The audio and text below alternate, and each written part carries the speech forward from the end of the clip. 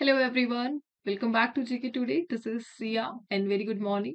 Hope everyone is doing fine and feeling healthy. सो आज date हो चुकी है 14 दिसंबर हमें इस सेशन में कवर करना है आज की टॉप न्यूज का क्वेश्चन फॉर्म में in depth analysis and all these questions are part of daily 20 MCQ series which is available on GK today application. So इस सेशन में हम टॉपिक वाइज रिवीजन भी करते हुए चलेंगे so that one day exam के point of view से जितना भी डेटा है वो आपको रिकॉल होता रहे। सो स्टार्ट करते हैं आज का session. So first of all last session से रिलेटेड कुछ क्वेश्चन है जिनका आंसर आपको देना है and that is complete the following statement. So आपको यहाँ पे कुछ स्टेटमेंट गिवन है और इन्हें आपको कंप्लीट करना है। So recently who claimed the WR chess masters cup in London. So London में WR चेस मास्टर्स कप को किसने जीता था, याद है आपको? So please answer in the comment box. India secure. So India ने अभी recently men's and women's category में कौन सा मेडल क्लिंच किया था एंड इवेंट था 2024 चेस ओलंपियाड इन बुदापेस्ट।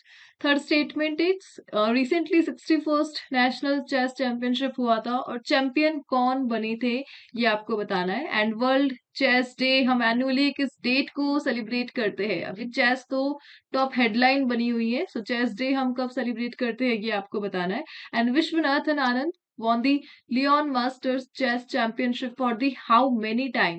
सो विश्वनाथ आनंद ने जीता है, लेकिन अभी तक कितनी बार उन्होंने जीत लिया है लियोन मास्टर्स चेस चैंपियनशिप को, ये आपको बताना है। विश्वनाथ आनंद जो कि वर्ल्ड चैंपियन थे, नाउ डी गुकेश बन चुके हैं। सो स्टार्ट करते हैं आज का session with the very first one. First one is Sedanaya prison, which was seen in the news, is located in which country? So Sedanaya jail ये किस country में located है? Answer is option number B, Syria. So recently thousands of political prisoners को सेदनया jail से release किया गया है।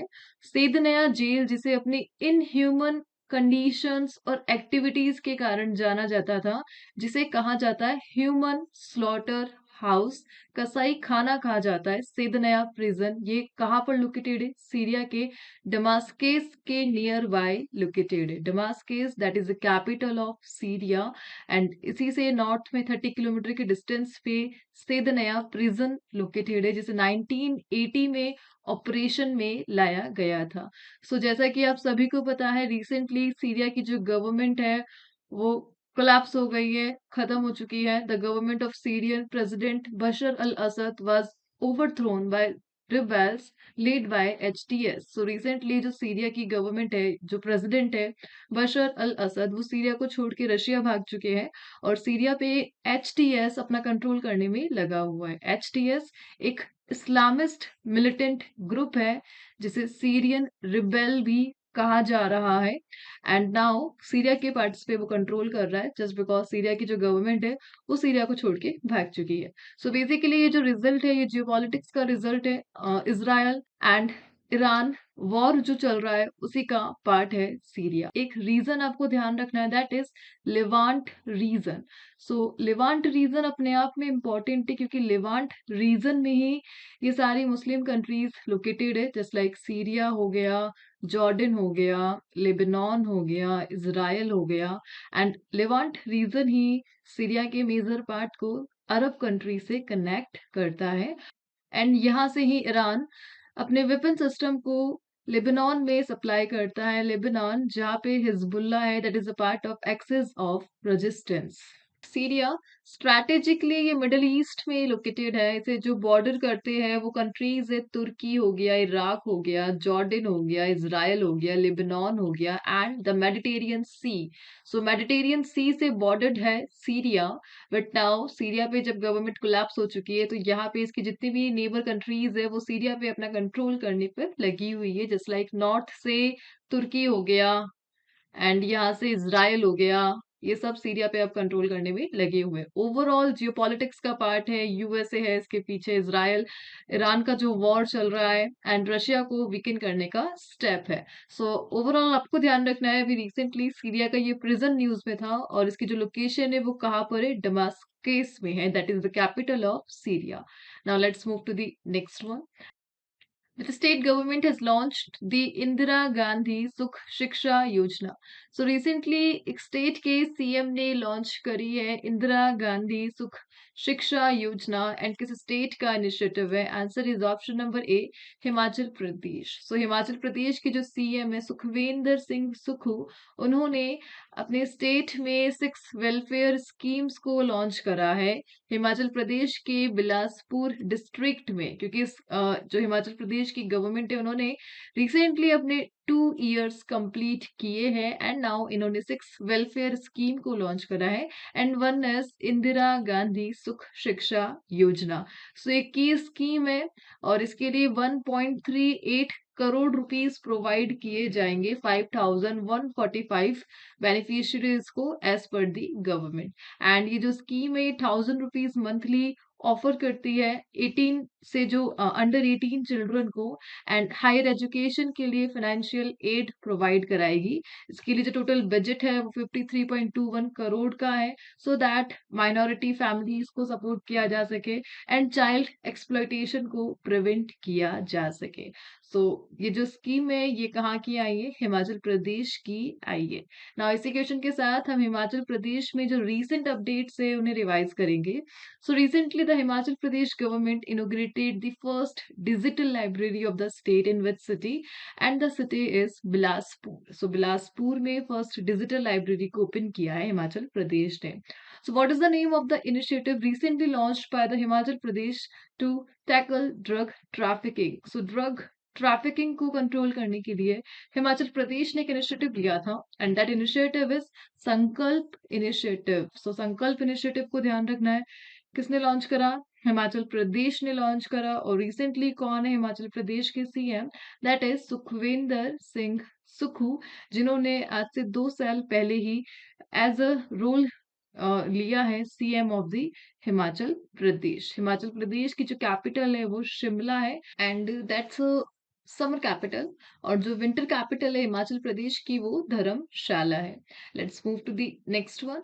Next question is which ministry organise the India maritime heritage conclave 2024? So recently IMHC को ऑर्गेनाइज किया और किस मिनिस्ट्री ने ऑर्गेनाइज किया? That is ministry of ports shipping and waterways ने recently the India maritime heritage conclave को organise किया and the cabinet minister of ports shipping and waterways that is Sarbananda Sonowal, यह cabinet minister है shipping के India में।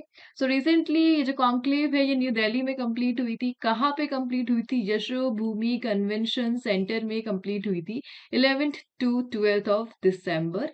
And इस event के द्वारा इंडिया का जो मैरीटाइम हिस्ट्री है उसे सेलिब्रेट किया गया एंड इंडिया की सी फेरिंग लेगेसी को शो करता है। जो समुद्री विरासत है इंडिया की उसे शोकेस करने के लिए इस इवेंट को ऑर्गेनाइज किया गया था न्यू दिल्ली में। और इसी के साथ ministers from Goa, AP, Bihar, UP, इन सब ने इसमें पार्टिसिपेट किया था सो दैट सस्टेनेबल प्रैक्टिसेस को प्रमोट किया जा सके एंड मरीन बायोडाइवर्सिटी को एड्रेस किया जा सके।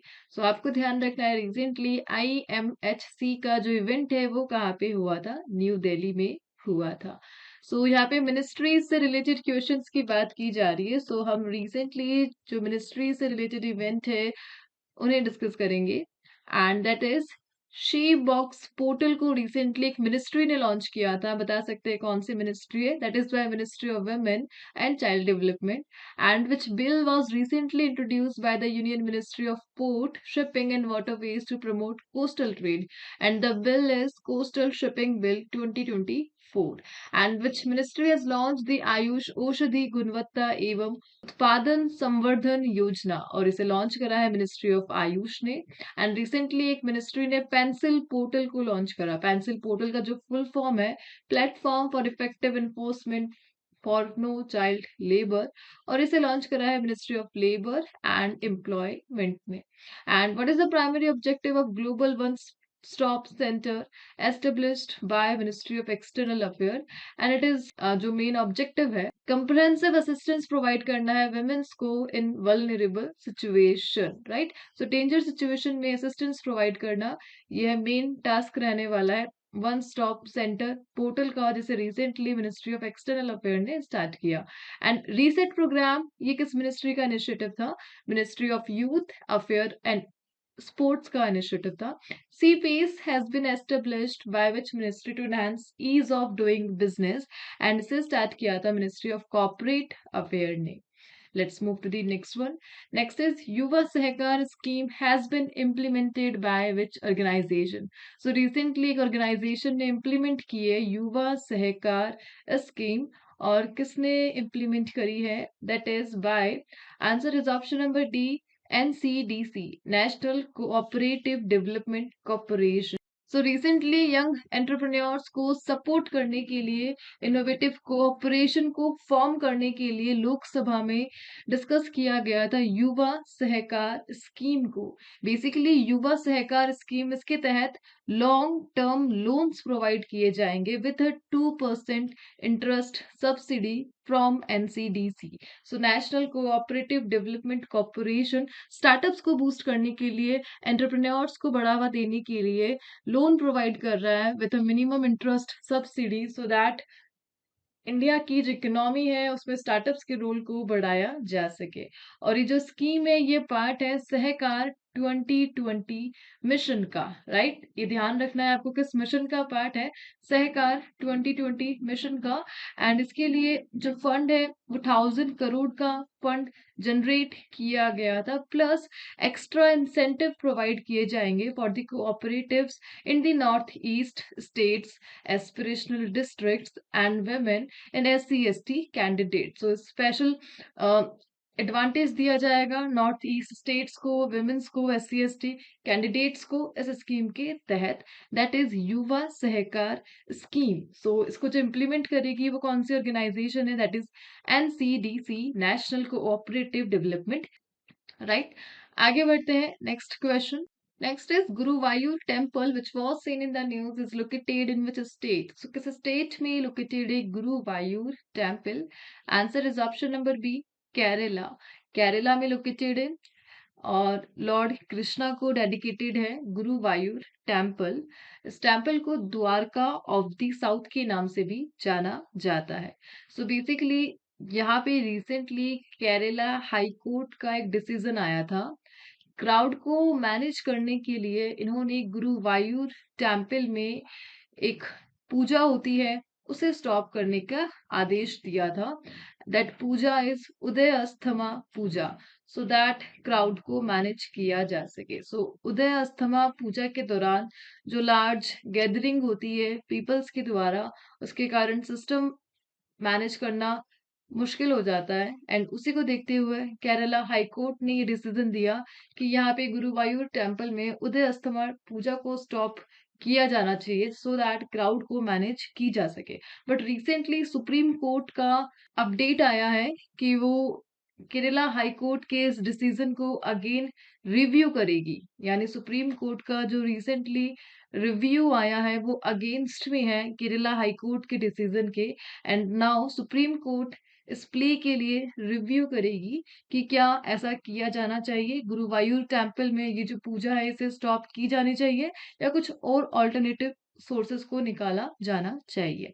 सो बेसिकली इस टेम्पल की जो लोकेशन है वो केरला में है। लार्जेस्ट टेम्पल है इंडिया का, आज से 5000 ईयर पुराना है। एंड और ये टेम्पल फीचर करता है ट्रेडिशनल केरला आर्किटेक्चर स्टाइल को। सो आपको ध्यान रखना है द्वारका ऑफ द साउथ किसे कहा जाता है, गुरुवायूर टेम्पल को, और कहाँ पर लोकेटेड है, केरला में लोकेटेड है। So recently temples in India से रिलेटेड क्वेश्चंस को हम रिव्यू करेंगे। And the first one is Ramappa temple, ये किस स्टेट में लोकेटेड है? यह आपको तेलंगाना में मिलेगा। एंड सिंहाचलम टेम्पल ये किस स्टेट में लोकेटेड है? आंध्र प्रदेश में। कोणार्क सन टेम्पल उड़ीसा में लोकेटेड है। श्री सिंगेश्वर टेम्पल ये किस स्टेट में लोकेटेड है? तमिलनाडु में है। खलेश्वर टेम्पल किस स्टेट में लोकेटेड है? कर्नाटका में है। जिशोरेश्वरी टेम्पल किस कंट्री का है? बांग्लादेश का है। एंड थिरुकुरुंगुदी टेम्पल ये किस स्टेट में है? ये तमिलनाडु में लोकेटेड है। एंड इसी के साथ अभी रिसेंटली अभद्र साहेश्वर टेम्पल भी न्यूज में था जो कि तमिलनाडु में लोकेटेड है बिकॉज रिकॉग्नाइज किया गया था यूनेस्को का वर्ल्ड अवार्ड में, right? Let's move to the next one. Next question is IXPE, that is imaging X-ray polarimetry is a joint mission of which space organization? So recently IXPE news में रहा and एक joint space mission है और किन दो space organisation के between है ये आपको बताना है. Answer is option number A, NASA and ASI. So NASA and ASI के between, ASI that is Italian space agency. So Italian space agency and NASA के बिटवीन एक जॉइंट वेंचर है IXPE. सो इस मिशन को 9th ऑफ दिसंबर 2021 में launch किया गया था और इस मिशन का जो ऑब्जेक्टिव है वो एक्सरे पोलराइजेशन को स्टडी करना है. X-ray polarisation from celestial objects, जितने भी ग्रह है, प्लैनेट है, ये किस प्रकार जो मैग्नेटिक लाइट्स है वो किस प्रकार एमिट करते हैं, इसकी स्टडी करना यह एम था IXPE मिशन का. And that is studies x-ray polarisation effect, right. So magnetic rays किस प्रकार एमिट होती है इन सेलेस्टियल बॉडीज से, ऑब्जेक्ट से, इसकी स्टडी करना इसका एम रहा. एंड इसके लिए जो कोलैबोरेशन किया गया था वो इटालियन स्पेस एजेंसी के साथ किया गया था, प्लस स्पेस एक्स के फॉल्कन 9 रॉकेट के द्वारा लॉन्च किया गया था नासा के IXPE मिशन को. और बेसिकली IXPE के टेलीस्कोप ने रिसेंटली इंसाइट्स प्रोवाइड करे हैं हाई एनर्जी एक्सरेज के from the black hole and that's why यह न्यूज में रहा. सो आपको ध्यान रखना है IXPE it's a joint venture between NASA and Italian space agency. Let's move to the next one. Next is which state is the host of 10th World Ayurveda Congress and Arogya Expo 2024. So recently एक summit हुई. Summit का नाम है World Ayurveda Congress and Arogya Expo. 10th edition था इस summit का और कहाँ पर कंप्लीट हुई? Answer is option number D, Uttarakhand में रिसेंटली कंप्लीट हुई है 12th ऑफ दिसंबर को. सो उत्तराखंड के जो CM है पुष्कर सिंह धामी, उन्होंने लॉन्च किया था 10th edition of world Ayurveda congress and Arogya expo. इनका जो फर्स्ट एडिशन था वो कोची केरला में कंप्लीट हुआ था 2002 में. हर 2 साल में ऑर्गेनाइज किया जाता है इस इवेंट को and last 9th addition Goa में कंप्लीट हुआ था 2022 में. एंड नाउ इस बार 2024 के इवेंट में, एडिशन में, जो 12 से 15 दिसंबर तक कंप्लीट होने वाला है, इसमें जो मेन ऑब्जेक्टिव है, फोकस है, वो किस पे रहा था? Digital health and Ayurveda perspective. यही इस इवेंट की थीम रही थी एंड इसे ऑर्गेनाइज किया था union ministry of Ayush and world Ayurveda foundation ने. सो ओवरऑल आपको ध्यान रखना है world Ayurveda congress and Arogya expo ये कहाँ पे हुआ था? उत्तराखंड में हुआ था, राइट. नाउ यहाँ पे समिट्स की बात की जा रही है. सो रिसेंटली जितनी भी समिट्स एंड कॉन्फ्रेंस न्यूज में है हम उन्हें रिवाइज करेंगे. So recently what was the theme of METOC seminar मेघायन 24? सो थीम क्या रही थी? At the front line of climate action, यह थीम रही थी. Recently where was the first international conference on steel slag road held? So first international conference हुई थी on steel slag road और ये कहाँ पर हुई थी? न्यू दिल्ली में हुई थी. Recently fourth international conference on small island developing state, ये कहाँ पे हुई थी? And the location is Antigua and Barbuda. Antigua and Barbuda में हुई थी. बेसिकली आइलैंड कंट्रीज है ये और कैरेबियन सी में लोकेटेड है. Next is which country host BIMSTEC business summit? So BIMSTEC को किस कंट्री ने होस्ट किया था? Answer is India. इंडिया ने होस्ट करा था. And where was the international conference on communication and dissemination traditional knowledge held? ये गुरुग्राम में हुई थी. वर्ल्ड ग्रीन इकोनॉमिक फोरम कहाँ पर लॉन्च किया गया था? दुबई में. एंड आरोहा 2024 कॉन्फ्रेंस, इसे कहाँ पर इनोग्रेट किया गया था? न्यू दिल्ली में इनोग्रेट किया गया था, right. Let's move to the next one. Next question is which city is the host of 10th Asia Pacific Deaf Games 2024? So finally last edition के कैंसिल होने के बाद 10th एडिशन को फाइनली होस्ट किया गया. The 10th Asia Pacific deaf games 2024 ये कहाँ पे हुई थी? Answer is option number C, Kuala Lumpur Malaysia में रिसेंटली 10th एडिशन हुआ था एशिया पैसिफिक डीफ गेम्स का। कहाँ पर? कुआलालंपुर, जो कि मलेशिया की कैपिटल है। एंड रिसेंटली जो डॉक्टर मनसुख मांडविया है, उन्होंने इंडियन टीम को प्रेज किया है बिकॉज इंडियन टीम ने यहाँ पे टोटल 55 मेडल्स क्लिंच किए हैं। 55 मेडल्स में से 8 गोल्ड आए हैं हमारे पास, 18 सिल्वर आए हैं एंड 29 ब्रॉन्ज मेडल क्लिंच करा है इंडियन टीम ने। सो बेसिकली 68 मेंबर टीम को भेजा गया था कुआलालंपुर में एंड वो टीम भारत लौटी है 55 मेडल्स के साथ, जिसमें 8 गोल्ड मेडल है। इसी के साथ इसका जो लास्ट एडिशन था वो 2019 में होने वाला था, लेकिन हांगकांग प्रोटेस्ट के कारण वह इवेंट कैंसिल हो गया था। इससे लास्ट जो एडिशन था वो 2015 में हुआ था और तब इंडिया को केवल 5 मेडल मिले थे। सो बेसिकली हर 4 साल में ऑर्गेनाइज किया जाता है इस इवेंट को, Asia Pacific deaf games, and इसे ऑर्गेनाइज करता है SAI, that is sports authority of India, right. So आपको ध्यान रखना है रिसेंटली कहाँ पे हुआ था, मलेशिया में। इंडिया के पास कितने मेडल आए? 55। उसमें से गोल्ड कितने आए? 8 गोल्ड आए और 18 सिल्वर आए। Let's move to the next one. Next is, which Indian player has become the youngest chess champion in the world recently? So, Indian player जो बन चुके हैं youngest chess champion in the world.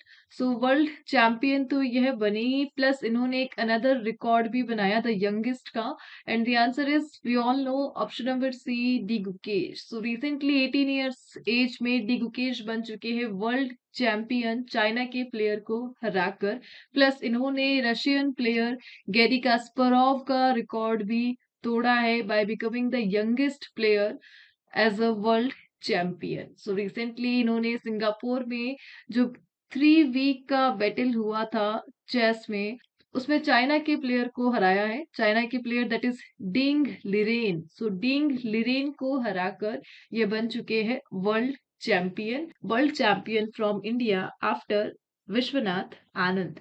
और इसी के साथ यहाँ पे जो गैरी कास्परोव की बात की जा रही है कि इन्होंने जो रिकॉर्ड बनाया था 1985 में बनाया था। सो इस सेशन को आज हम यहीं पर ओवर करते हैं एंड क्विज के क्वेश्चन मैंने आपसे स्टार्टिंग में ही पूछे थे, उन्हीं का आंसर आपको कमेंट बॉक्स में देना है।